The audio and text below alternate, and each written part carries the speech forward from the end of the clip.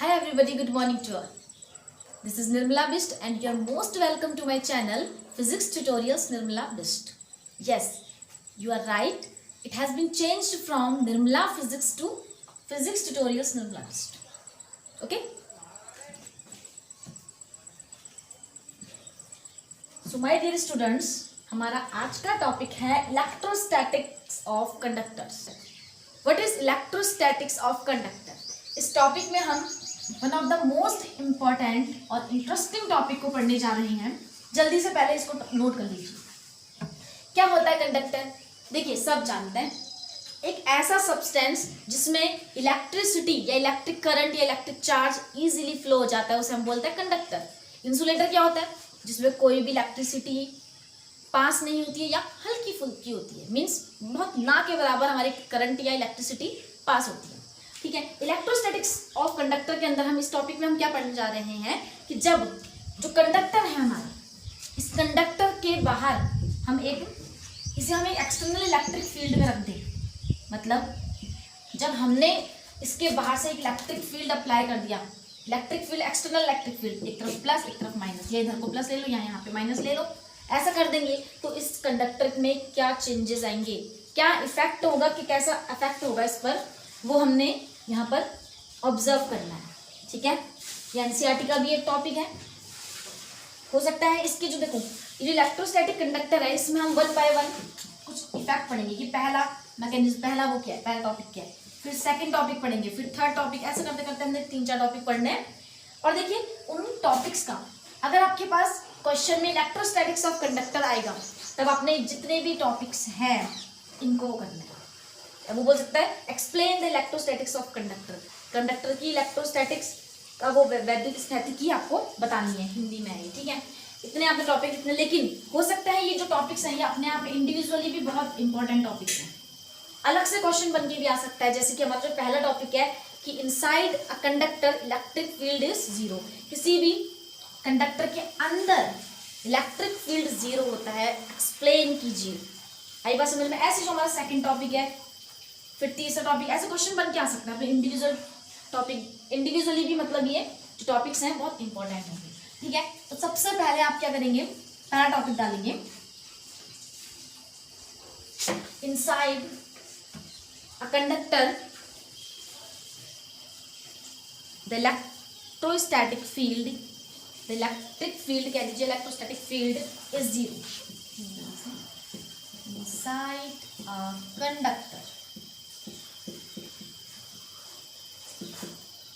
the electric field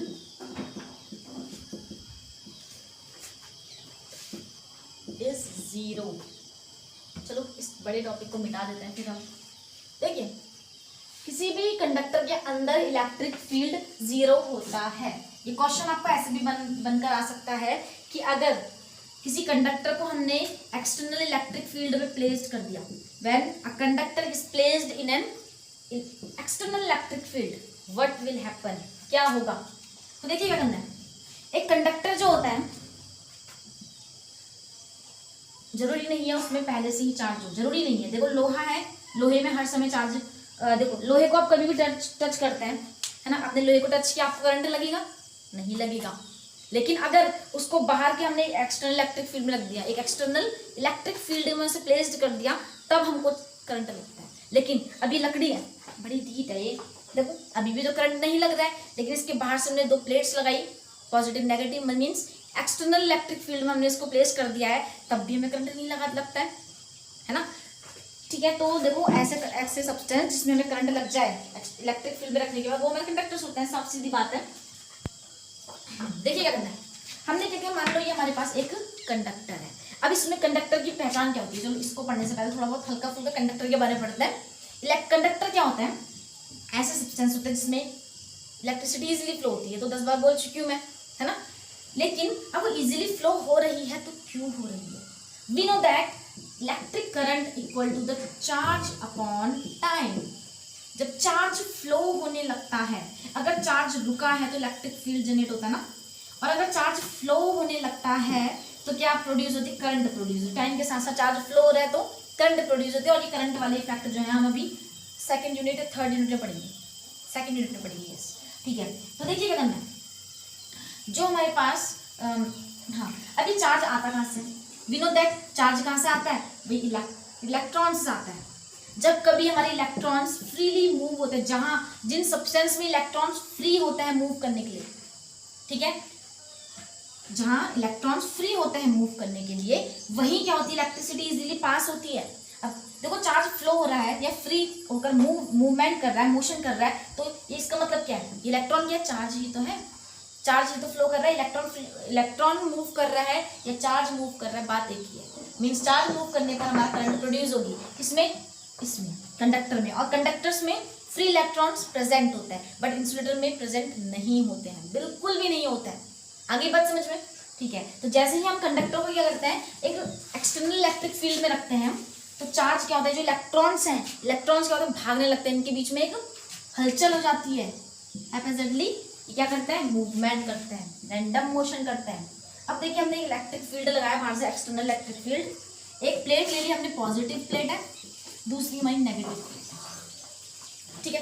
चलो एक minute सुनो, अगर मैं इसको भी ना रखूँ थोड़ी देर पहले, ये हमारे एक्सटर्नल इलेक्ट्रिक फील्ड है, ठीक है, ये पॉजिटिव प्लेट है और ये हमारी नेगेटिव प्लेट है, तो बताओ इनका अपना एक इलेक्ट्रिक फील्ड होगा ना यहाँ पर, ऑब्वियसली होगा, और वो कितना होगा, E, suppose that is E है, इसकी direction, yes, positive to negative, very good, जिसको समझ में आ गया उसके लिए वेरी गुड, ठीक है।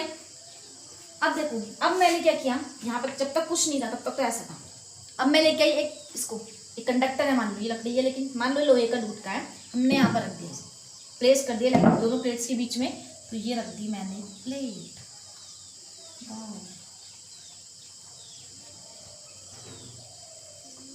ठीक है।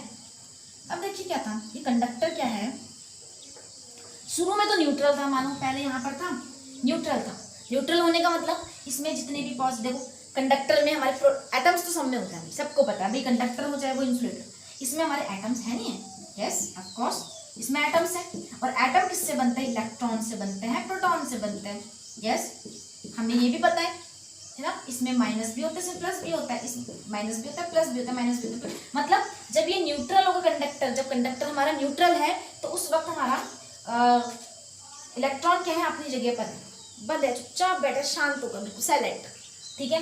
अब क्या किया, इसको मैंने रख दिया एक्सटर्नल इलेक्ट्रिक फील्ड में, क्या होगा, मान लो यहाँ पर देखो ये एटम है, यस ये भी एटम है, एक एटम ये है, 3, थोड़ा खेल लग लेते हैं, वो 3 4 5, यहाँ पे भी ले लेता है, फिर 1 2 3 4 5, यहाँ पर भी लेता है, फिर 1 2 1 2,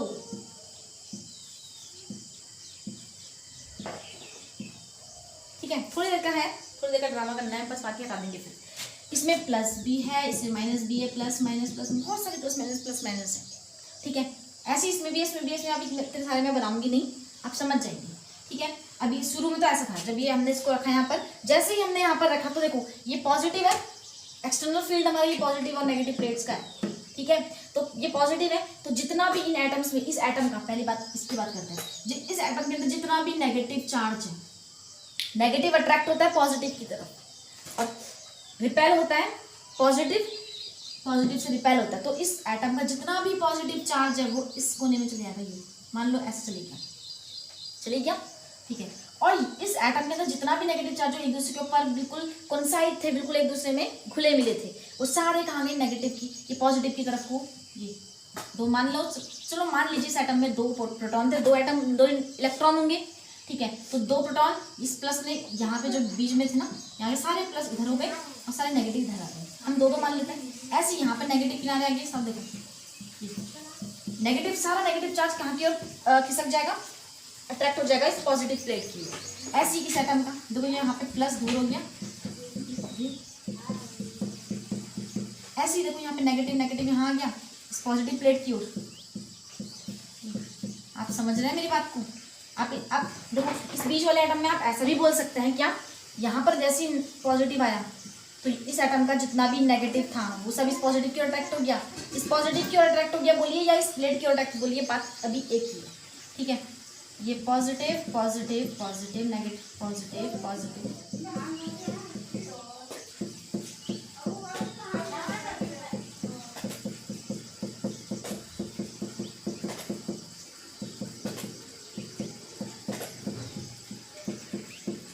देखिए अब लास्ट में देखते हैं क्या करना है।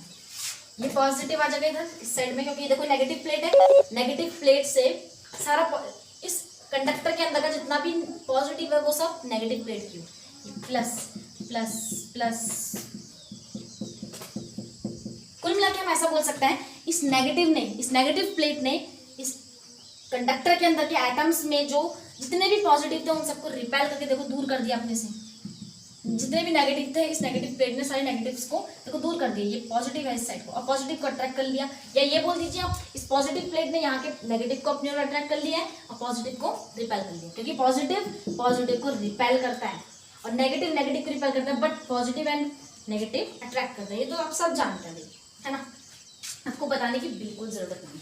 अब एक बात सुनिए, प्लस माइनस, जितना प्लस किया उतना माइनस किया, ये प्लस माइनस कैंसिल, फिर ये प्लस माइनस कैंसिल, फिर ये प्लस माइनस कुल मिला के आप देख रहे हो, ध्यान से देखो आप इस बात को, देखो जितना प्लस इधर है उतना माइनस इधर है, तो प्लस माइनस ये सब न्यूट्रल हो गई।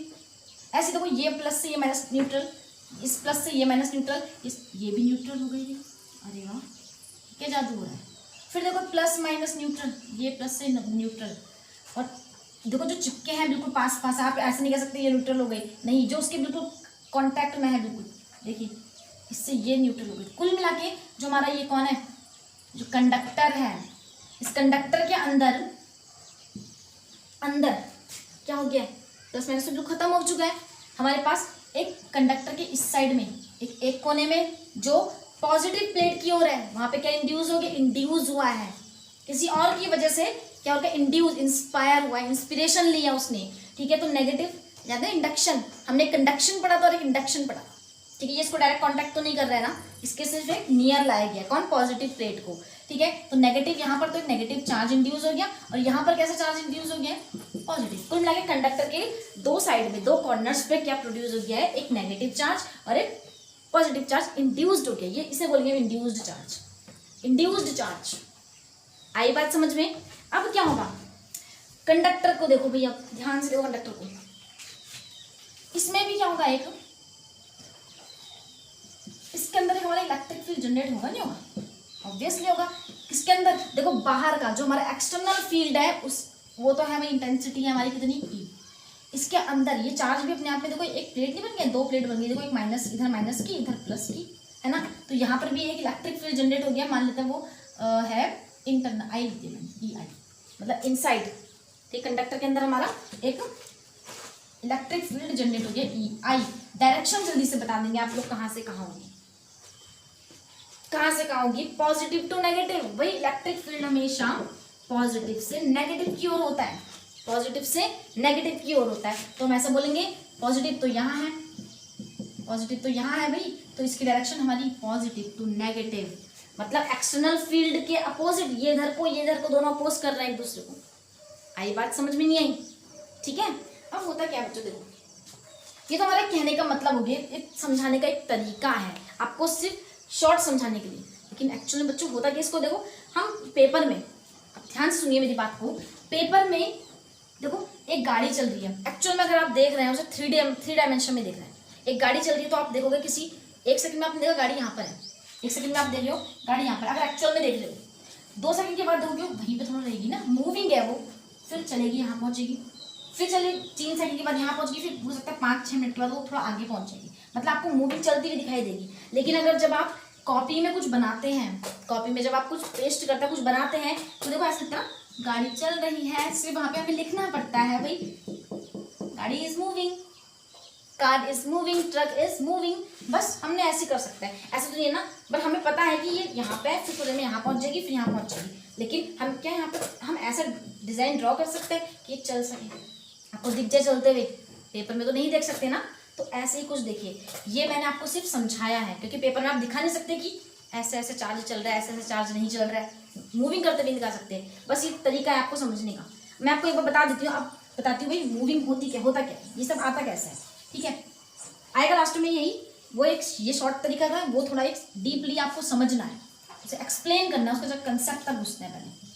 देखिए ये था हमारा कंडक्टर, दोबारा से आप कंडक्टर, इसके अंदर पॉजिटिव भी है नेगेटिव भी है, पॉजिटिव भी है नेगेटिव, सब एक साथ घुले मिले हैं, रैंडमली क्या है, बिल्कुल डिस्ट्रीब्यूटेड है। अब क्या हुआ, जैसे ही इस कंडक्टर न्यूट्रल कंडक्टर को मैंने कहाँ फेंका, इस एक्सटर्नल फील्ड के अंदर डाला, तो क्या होगा, ये पॉजिटिव है। अब देखिए इसके अंदर तो एटम्स है ना बहुत सारे, उस एटम्स के अंदर इलेक्ट्रॉन्स भी, प्रोटॉन भी है। प्रोटॉन तो न्यूक्लियर से बाहर जाता नहीं, प्रोटॉन अपनी जगह से नहीं खिसकता। कौन खिसकता है, इलेक्ट्रॉन, क्योंकि इलेक्ट्रॉन्स को चुड़पुड़ी मची रहती है वो क्या होता है, थोड़ा सा बहुत ज़्यादा चंचल होता है वो सब। अरे भाई जो सबसे बाहर होगा, एटम के सबसे बाहर होगा, वो क्या होगा, थोड़ा सा चंचल होगा, नहीं होगा, ठीक है, उसको थोड़ी सी एनर्जी दी है, थोड़ा सा अट्रैक्शन रिपल्सन किया, तो सबसे पहले जो होगा वो सबसे जो बाहर है, सबसे बाहर है आउटर मोस्ट शेल में, वही क्या करेगा, थोड़ा सा मूव करने लगता है, ठीक है। तो एटम के बाहर होने की वजह से इलेक्ट्रॉन क्या करते हैं, मूव करते हैं। तो जितने भी यहाँ एटम्स हैं वहां से इलेक्ट्रॉन क्या होते हैं, इलेक्ट्रॉन पॉजिटिव प्लेट की ओर मूव करने लगता है। कौन, इलेक्ट्रॉन्स। एक इलेक्ट्रॉन आया, दूसरा इलेक्ट्रॉन आया, तीसरा आया, चौथा, पांचवा, छठा, छठा, ऐसे करते हुए एक इलेक्ट्रॉन आया। मान लेते थोड़े इलेक्ट्रॉन पहले आए, तो देखो इस मान लेते इधर एटम, इधर वाले एटम है, ये जो एटम्स हैं 2 3 4 5 6 7 8 9 10, 10 एटम, 10 इलेक्ट्रॉन यहाँ पे आए, तो अपने पीछे कितने एक्स्ट्रा प्रोटॉन छोड़ के जाएंगे फिर, है ना। एटम से एक इलेक्ट्रॉन जाता है तो पॉजिटिव आयन बनता है, तो जितने 10 इलेक्ट्रॉन यहाँ से गए हैं तो 10 आयन्स बन गए, पॉजिटिव आयन्स, ठीक है। अभी तो केवल 10 गए, ठीक है, 10 इलेक्ट्रॉन भाग गए, तो यहाँ पे 10 प्रोटॉन पॉजिटिव प्रोड्यूस हो जाएगा, है ना, क्योंकि यहाँ से एटम से 10 इलेक्ट्रॉन गए तो अपने पीछे 10 आयन्स छोड़ के जाएंगे, है ना। एक भी एटम से कोई इलेक्ट्रॉन मूव करता है तो आयन बनता है, पॉजिटिव आयन बनता है। अब क्या होगा, चलिए एक बार पहली फर्स्ट स्टेप में हमारे 10 इलेक्ट्रॉन्स पहुंच गए।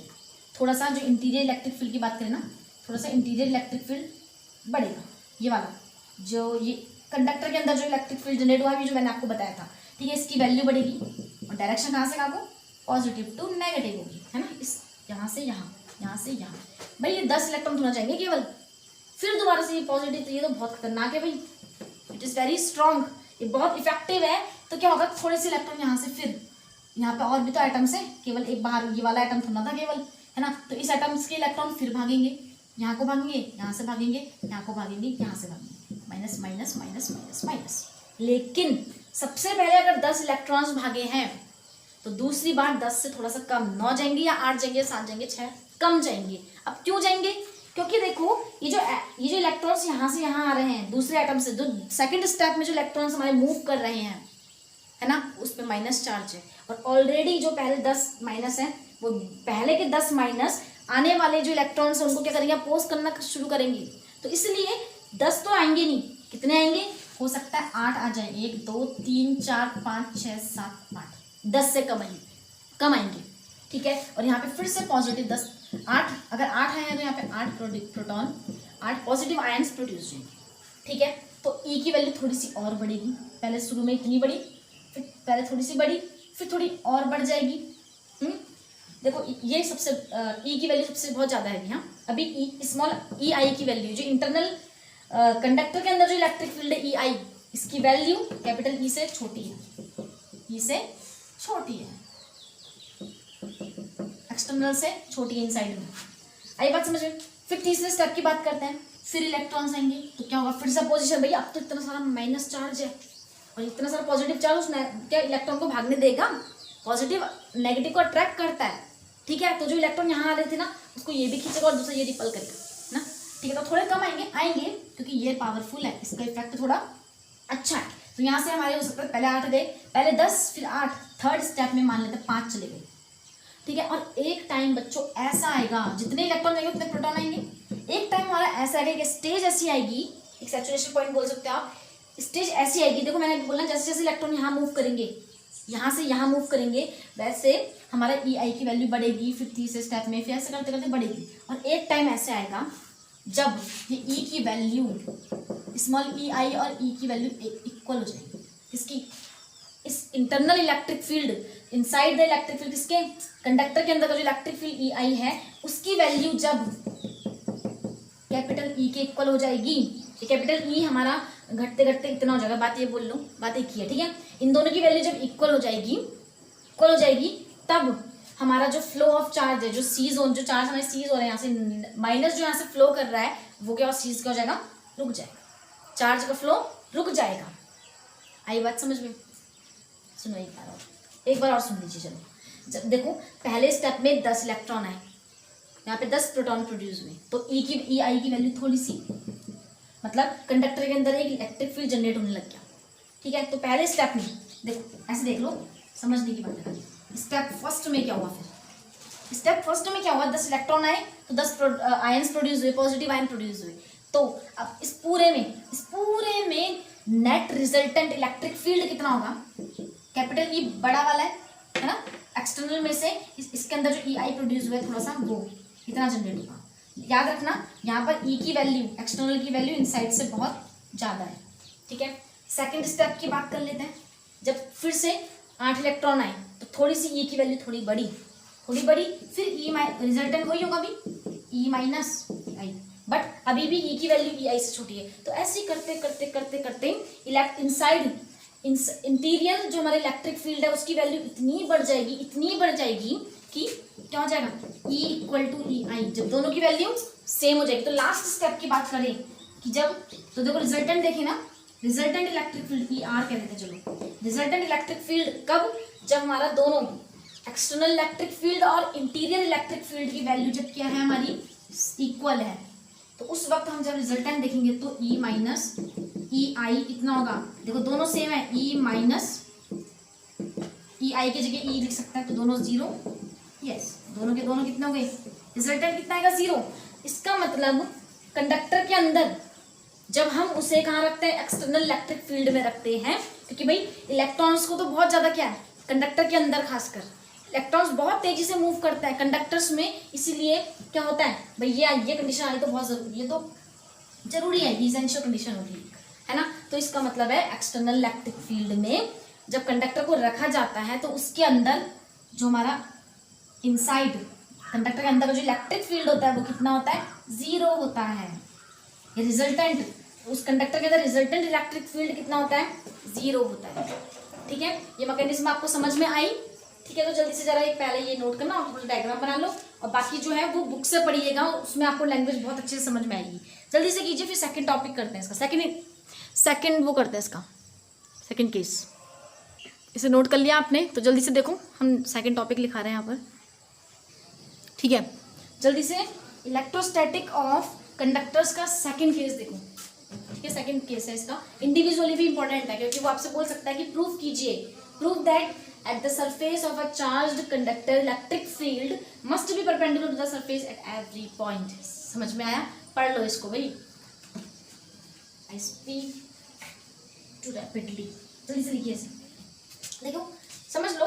फिर से वही चीज, ये इलेक्ट्रिक फील्ड के अंदर रखा था, अब यहाँ पर बाहर से रखा है कौन, कंडक्टर है। तो वो कह रहा है कि इस कंडक्टर के किसी भी पॉइंट पर आप यहाँ पर लीजिए, चलो ये कंडक्टर है ना, इलेक्ट्रिक फील्ड में रखा था, आपको पता है इसके अंदर इलेक्ट्रिक फील्ड कितना है, इलेक्ट्रिक फील्ड जीरो है। अब वो कह रहा है कि इसके हर पॉइंट पर, जितने भी पॉइंट्स, आप याला पॉइंट लो, याला पॉइंट लो, याला पॉइंट लो, कोई सही पॉइंट लो, तो इलेक्ट्रिक फील्ड की डायरेक्शन कैसी होगी, ऐसी होगी भाई, परपेंडिकुलर होगा भाई, परपेंडिकुलर। हर पॉइंट पर सरफेस के, ये ऐसे रखा है तो इस सरफेस पे इलेक्ट्रिक फील्ड ऐसा होगा, इस सरफेस पे इलेक्ट्रिक फील्ड यहाँ को, इस पॉइंट पर देखें तो ऊपर 90 डिग्री को। कैसे होगा इसको प्रूफ करके बताते हैं भाई। तो देखो, जब कौन सी कंडीशन थी, जब हमारा इलेक्ट्रिक फील्ड इसके अंदर जीरो, देखो हमेशा जीरो ही रहेगा ना, मतलब जब वाली कंडीशन आई थी जब हमारा चार्ज क्या हो गया था, चार्ज का मोशन सीज हो गया था, SEA सीज, जब चार्ज क्या हो गया था, सीज हो गया था, मतलब उसका motion, movement of electrons ceased, जब उसका मूवमेंट सीज हो गया था किसका, इलेक्ट्रॉन का, तो उस वक्त क्या होगा, मान लेते चलो यहाँ पे नहीं पढ़ रहे हैं, हम ऐसे पढ़ लेते, जरूरी नहीं है हमारे पास प्लेन सरफेस हो, कंडक्टर हमारा कैसे भी हो सकता है। तो हमने इसका एक पॉइंट पकड़ लिया, ये वाला। अब इस पॉइंट पर मुझे देखना है कि इलेक्ट्रिक फील्ड कैसा होगा। याला पॉइंट लो, चलो याला पॉइंट ले लेते हैं, यहाँ पर एक पॉइंट है, यहाँ पर कौन नहीं पर, अब यहाँ पर लो क्योंकि यहाँ पर आपको फील नहीं होगा। ठीक है, और सपोज यहाँ पर हमारा जो इलेक्ट्रिक फील्ड है वो कुछ मान लेते हैं कुछ एंगल पर है, ई की वैल्यू डायरेक्शन हमारी कुछ ऐसी है, सपोज अब ऐसे लो, या चलो लो ऐसे ले लेते हैं, 9 कितने डिग्री पर, सरफेस है हमारा ये, टेंजेंट खींचते हैं है ना, तो सरफेस पे हमारा ये थीटा डिग्री के साथ है। सरफेस के साथ हमारा इलेक्ट्रिक फील्ड की डायरेक्शन कितनी, डायरेक्शन का मतलब क्या होता है, एंगल होता है, ठीक है। तो मान लेते हैं हमारा सरफेस के इस पॉइंट पर, इस पॉइंट ए पर हमारा जो इलेक्ट्रिक फील्ड डायरेक्शन है वो सरफेस के साथ कितना एंगल बना रही है, थीटा डिग्री पर, 90 अभी हमें प्रूफ करना है, थीटा डिग्री पर मान लेते हैं। अब क्या होता है, electric field is a vector quantity and each and every vector has some components, कुछ कंपोनेंट्स होते हैं भाई। अगर हमारे पास एक वेक्टर, याद कीजिए हमने कुछ 11th में ऐसा पढ़ा था, ये हमारा वेक्टर स्मॉल v है, ये वेलोसिटी वेक्टर है, तो इसके भी 2 कंपोनेंट होते थे हमारे, जिसके साथ वो थीटा बना रहा है तो वो v cos थीटा, और जिसके साथ भी बना रहा है वो हमारा v sin थीटा, से वर्टिकल कंपोनेंट या हॉरिजॉन्टल कंपोनेंट। तो भाई ये वेक्टर है तो इसकी क्या गलती है ना, तो इसके भी कंपोनेंट्स हो गए भाई।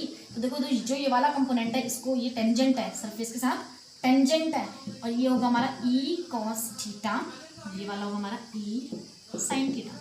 आपने कोई सा भी एक वो पकड़ लेना है, एक कंपोनेंट पकड़, ये वाला कंपोनेंट पकड़ता है, क्यों, क्योंकि इससे हमें पता इससे हमें कुछ पता लगेगा, उससे हमें कुछ ज़्यादा उतना इंपॉर्टेंट पता नहीं लग रहा है। देखो हमें पता है जब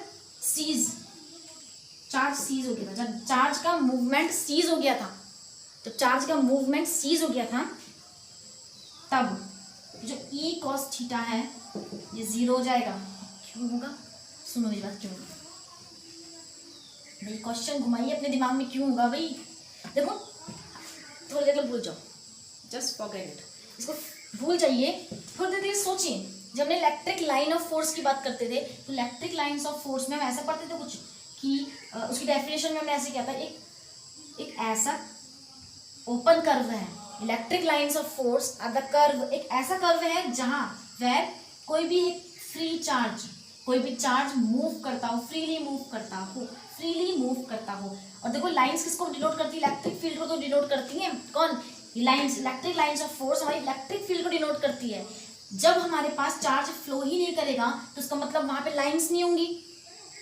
जब चार्ज फ्लो नहीं करेगा, देखो एक ऐसा कर्व, एक ऐसा पाथ है जहां पर कोई भी पॉजिटिव या कोई भी charge, small charge freely move करता है ना, वो इलेक्ट्रिक लाइन ऑफ फोर्स होती है, इलेक्ट्रिक लाइंस होती है, और इलेक्ट्रिक लाइंस ही हमारी इलेक्ट्रिक फील्ड को डिनोट करती है, ध्यान रखना। अब देखो अगर ये लाइंस नहीं होगी तो चार्ज फ्लो नहीं करेगा, या उसका उल्टा बोल दो, जब चार्ज फ्लो नहीं कर रहा है इसका मतलब उसके पास लाइंस नहीं है फ्लो होने के लिए, है ना, लाइंस नहीं है तो इलेक्ट्रिक फील्ड नहीं होगा। जब चार्ज फ्लो नहीं करेगा तो कुल मिला के आपके पास इलेक्ट्रिक फील्ड नहीं होगा। आ रही है बात समझ में। और देखो चार्ज कहाँ फ्लो करता है, जब चार्ज सीज, देखो जब चार्ज का मूवमेंट सीज हो गया था यहाँ पर ना, जब इलेक्ट्रिक फील्ड, याद करो रिजल्टेंट इलेक्ट्रिक फील्ड जब 0 आ गया था तो चार्ज का, फिर देखो सारे इलेक्ट्रॉन यहाँ से यहाँ आने बंद हो गए थे, नहीं हो गए थे, फ्लो सीज हो गया था, सीज मतलब रुक जाना, गाड़ी सीज करते हैं, रुकावट, ठीक है। तो ऐसे ही यहाँ पर ये इन सरफेसेस पे चार्ज तो फ्लो नहीं करेगा, इलेक्ट्रॉन फ्लो नहीं करेगा, यहाँ चार्ज फ्लो नहीं करेगा। और चार्ज कैसे फ्लो कर रहा है, सरफेस के ऊपर तो कर रहा है ऐसे, ठीक है, सरफेस के ऊपर कर रहा है, तो सरफेस के ऊपर करने वाला कंपोनेंट जो सरफेस के टच करते हुए, चार्ज हमारा टच करते हुए टेंजेंशियली तो फ्लो करेगा, है ना। तो जो ये है, ये देखो ये टेंजेंट, यहाँ पे जब चार्ज मूव ही नहीं कर रहा है इसका मतलब यहाँ पर लाइंस नहीं होंगी, टेंजेंट के अलॉन्ग जब चार्ज मूव कर रहा है ना ये ऐसे में, तो यहाँ पर जब हमारा चार्ज मूव नहीं करेगा तो लाइंस नहीं होगी, लाइंस नहीं होगी तो ये वाला कंपोनेंट हमारा 0 होगा, ये वाला कंपोनेंट ई कॉस थीटा हमारा क्या होगा, 0 होगा, ठीक है। तो जल्दी से करेंगे, ऐसे लिखेंगे, when the movement of charge ceases and at the condition of resultant electric field 0 inside the conductor, then that time the tangent, the horizontal component या the tangential component of electric field का ये वाला component क्या हो जाएगा, must be equal to 0, ये वाला वो क्या हो जाएगा, 0 हो जाएगा, ठीक है। याद रखना इसके अंदर जो रिजल्टेंट इलेक्ट्रिक फील्ड 0 है, ठीक है, बट रिजल्टेंट इलेक्ट्रिक फील्ड 0 है, रिजल्टेंट, बट देखिए बच्चों ये है हमारा एक्सटर्नल, ये देखो इंडिविजुअली जब अगर हम ई को देखें और स्मॉल ई आई को देखें, ये इंडिविजुअली 0 नहीं थे, है ना, लेकिन जब इनका हम क्या कर रहे थे, ई माइनस ई आई कर रहे हैं तो रिजल्टेंट निकल रहा है, वो आ रहा है हमारा क्या, 0, जब ये इक्वल हो जा रहे थे ना, ठीक है। तो ये कुल मिला के देखो सिंस, देखो 2 नंबर की मल्टीप्लाई करके 0 कब आता है, या तो ये 0 हो और ये 0 ना हो तब 0 आता है, या फिर ये 0 हो और ये 0 ना हो तब 0 आता है, बट या फिर दोनों 0, है ना। तो ई तो कभी 0 हो नहीं सकता भाई, ये क्या है, ये तो ये वाला है, ये इंडिविजुअली जीरो थोड़ा है, कुछ प्लेट का ये प्लस है नेगेटिव है, ये अकेले में माइनस नहीं होगा, ये अकेले में जीरो नहीं होगा, ठीक है, रिजल्टेंट जीरो होगा। क्लियर, ठीक है। अब क्या करना है, इट कांट बी जीरो, ये जीरो नहीं होगा तो देखो कॉस थीटा, कॉस थीटा को जीरो होना पड़ेगा है, तभी जाके इन दोनों को मल्टीप्लाई करके हमारा जीरो आएगा। अब देखिए cos theta equal to zero. अब बताओ ठीक, कॉस की किस वैल्यू पर हमारा जीरो होता है, 90 पर। जब कॉस 90 होता है ना, कॉस 90 डिग्री का वैल्यू जीरो होती है, जीरो की जगह कॉस 90 लिख सकता है। देखो कॉस से कॉस रिलीज हो गया, हमारे पास बचता है 90 degree. It means this angle, ये जो एंगल है ना ये थीटा, ये क्या है 90 डिग्री है भाई, 90 डिग्री। और ये कहाँ पर है, इस सरफेस पर। मतलब क्या है कि सरफेस पर जो इलेक्ट्रिक फील्ड होगा वो हमेशा क्या रहेगा, must be perpendicular to the surface at every point. अब यही चीज़ अगर आप इस पॉइंट पे लेंगे, यहाँ पर ये थीटा, तो ये 90 डिग्री होगा, यहाँ पर लेंगे आप, यहाँ पर लेंगे तो ऐसे हो जाएगा 90 डिग्री पर परपेंडिकुलर होगा। ऐसे लो, ऐसे लीजिए या ऐसे लीजिए, ऐसे लीजिए, आपकी मर्जी। इज इट क्लियर, ठीक है। तो इसको जल्दी से नोट कर लो। फोर्थ पॉइंट लिखेंगे जल्दी से, थर्ड पॉइंट, थर्ड, ठीक है, थर्ड पॉइंट डालेंगे आप लोग। देखिए the interior of a conductor can have no excess of charge. मतलब क्या इस लाइन का, इस लाइन का मतलब है किसी भी कंडक्टर के अंदर, inside the conductor charge zero रहता है। अरे भाई ये क्या हो गया, अभी तक तो पढ़ लेते हम इलेक्ट्रिक फील्ड जीरो होता है, अभी चार्ज भी जीरो है। व्हाट इज इट, देखो क्या करना है, वो कह रहा है कि इलेक्ट्रिक फील्ड जो है, नहीं जो चार्ज है, इलेक्ट्रिक चार्ज किसी भी कंडक्टर के अंदर जीरो रहता है। मतलब चार्ज इसके अंदर होता ही नहीं है, तो कहाँ होता है। एक बात ध्यान रखेंगे, इलेक्ट्रॉन्स हमारे मेटल के अंदर कहीं भी घूम सकते हैं, घूम सकते हैं, लेकिन उसको छोड़ के नहीं भागते, पहले छोड़ते नहीं है, भागते नहीं है, उनको कोई खींचेगा तब भागेंगे, ठीक है। तो देखो जो हमारे, अब चार्ज यहाँ नहीं है अंदर, तो कहाँ होगा, भाग तो गया नहीं, इसको छोड़ के नहीं भागेगा, ठीक है। तो कहाँ होगा भाई, सरफेस पर होगा, ये कुछ ऐसा सरफेस में माइनस हो, या फिर सारा का सारा चार्ज हमारा माइनस पे सेट करता हो।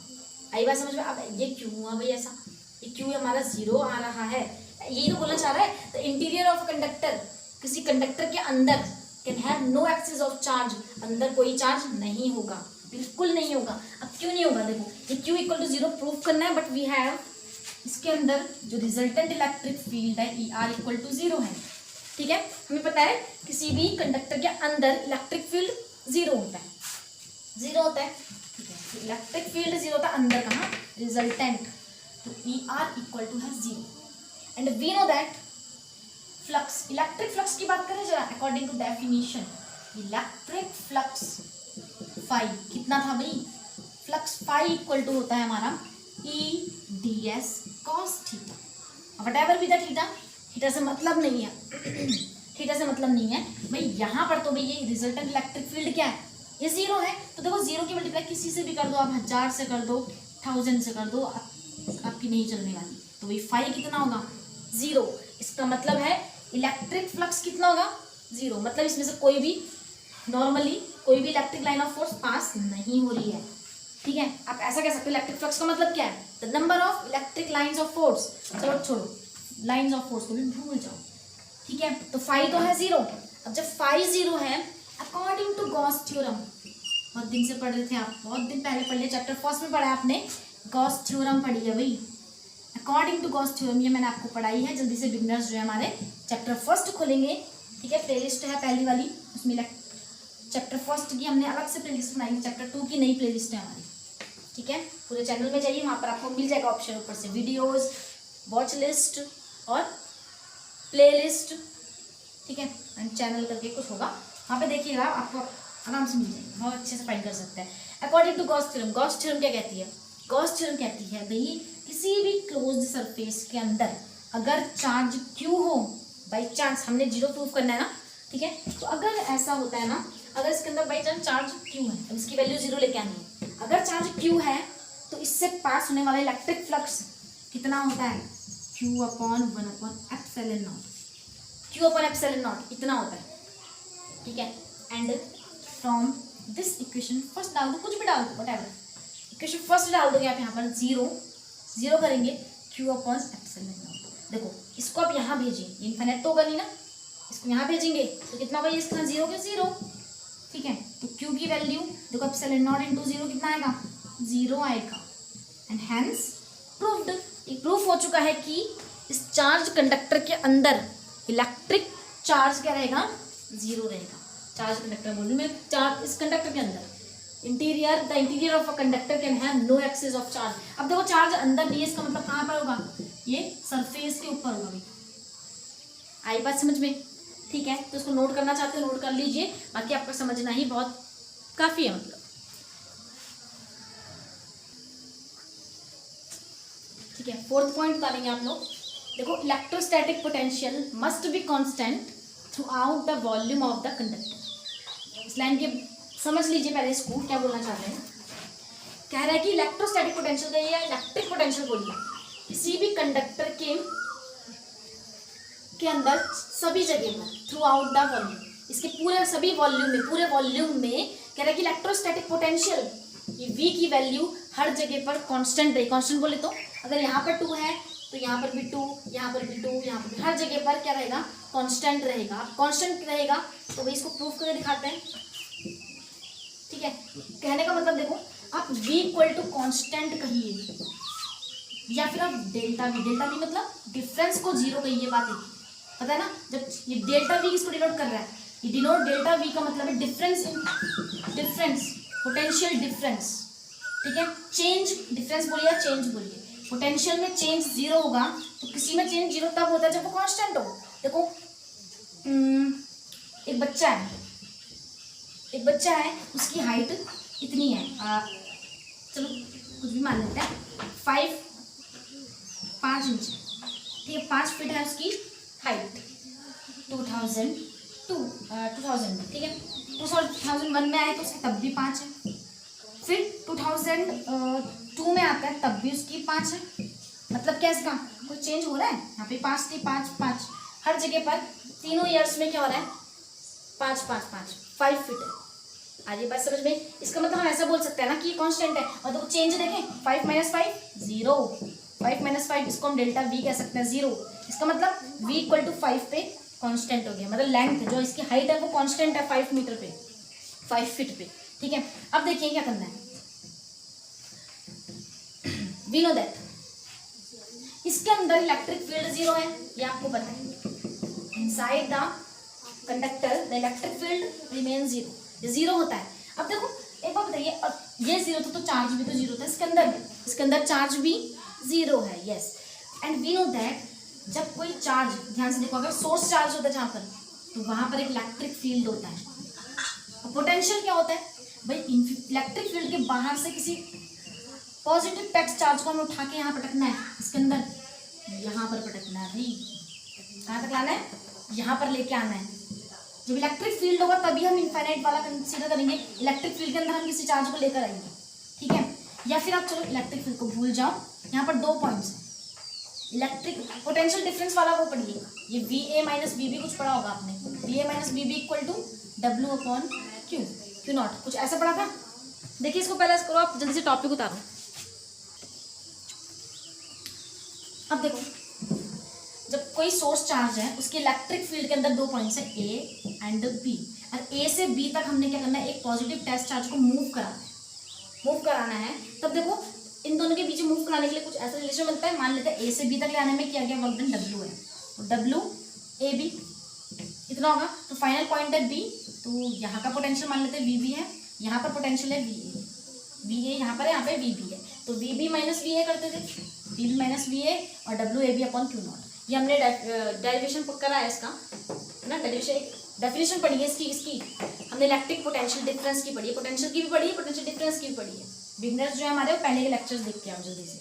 अब देखो VB - VA ये डिफरेंस है, ठीक है। अब यहाँ मूव करा है, कब ये पोटेंशियल डिफरेंस वाला केस कब था, जब हमारा इलेक्ट्रिक फील्ड हो, जब हमारा कोई सोर्स चार्ज होगा और उस सोर्स चार्ज का अपना इलेक्ट्रिक फील्ड होगा, तो उस इलेक्ट्रिक फील्ड के अंदर एक पॉइंट से दूसरे पॉइंट तक ले आने में किया गया वक्त हम ऐसे वो करते हैं, ऐसे रिप्रेजेंट करते हैं, ठीक है। अब देखिए इसके अंदर कोई चार्ज नहीं है, साथ ही साथ इलेक्ट्रिक फील्ड भी नहीं है, तो भाई जो पॉइंट्स हम ले रहे हैं ना, यहाँ से ए से बी तक मूव कराने में, मान लेते हैं हमने क्यू नॉट पॉजिटिव चार्ज ले लिया है, कोई दूसरा चार्ज है, ये क्यू, इसका जो अंदर का चार्ज है कोई चार्ज नहीं है, बस हमने एक पॉजिटिव टेस्ट चार्ज लिया और उसको ए से बी तक ले गए।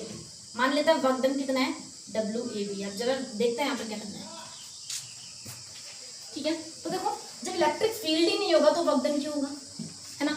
ये वर्क डन कब होता है, जब इलेक्ट्रिक फील्ड होता है किसी सोर्स चार्ज की प्रेजेंस में, जब कोई इलेक्ट्रिक फील्ड होता है तब हमें वर्क डन करना पड़ता है W। जब इलेक्ट्रिक फील्ड ही नहीं होगा तो वर्क डन क्यों होगा, समझे। देखो यहाँ पे इलेक्ट्रिक फील्ड नहीं है, क्यू भी नहीं है, चार्ज भी नहीं है, ये तो कंडक्टर है, ये तो एक फील्ड में रहा है मेरा। जब इलेक्ट्रिक फील्ड ये होता है और वर्क डन W होता है क्यू नॉट को मूव कराने में, तब ऐसा एक्सप्रेशन आता है हमारे पास। अभी जब इलेक्ट्रिक फील्ड ही नहीं है, चार्ज भी नहीं है, तो ए से बी तक क्यू नॉट को मूव कराने में कोई भी वर्क डन नहीं, जीरो रहेगा, ठीक है। इलेक्ट्रिक फील्ड नहीं तो वर्क डन भी नहीं। अब सुनो, इसका मतलब आप लिख लेंगे due to absence of electric field, due to zero electric field, charge भी नहीं है, इलेक्ट्रिक फील्ड भी नहीं है, the work done in bringing या in moving a charge positive test charge Q naught remain zero. तो वर्क डन तो नहीं होगा, वर्क डन जीरो। यहाँ पर पुट करो जल्दी से, देखो क्या होगा, VB minus VA equal to 0/Q0, ये वैल्यू जीरो। तो देखो यहाँ से आपने इस Q0 को यहाँ भेजा, या देखो VB माइनस VA, ये चीज पूरी जीरो हो जाएगी, हाँ ये जीरो हो गया। अब ये जीरो है तो देखो VB, ये माइनस में इधर आके प्लस में हो जाएगा, तो VB equal to VA। It means point A का पोटेंशियल VA है और पॉइंट B का पोटेंशियल VB है, दोनों सेम है। ऐसे ही अगर आपने क्या किया, ये तो हमने दो पॉइंट्स A और B के लिए ले लिया, अब हमने पॉइंट C भी ले लेते हैं, पॉइंट D भी ले लेंगे, पॉइंट P ले लेंगे, जितने भी इनके बीच में निकालो आप, इनके बीच में निकालो, हर जगह पर वर्क डन जीरो, तो हमारा पोटेंशियल भी, potential difference zero, potential difference zero, तो देखो VB इक्वल टू VA। आप ऐसा बोल सकते हो और करके, V1 equal to V2 equal to V3 equal to and so on, सब सेम रहेंगे। या पोटेंशियल जनरलाइज कर देते हैं इसको, potential remain constant, potential remain constant throughout the volume of the conductor, ठीक है। तो ये फोर्थ वाला भी हमारा कंप्लीट, और ये लेक्चर इलेक्ट्रोस्टैटिक इन कंडक्टर हमारा कंप्लीट हो गया है, ठीक है। तो मिलते हैं अगले लेक्चर में, थैंक यू सो मच।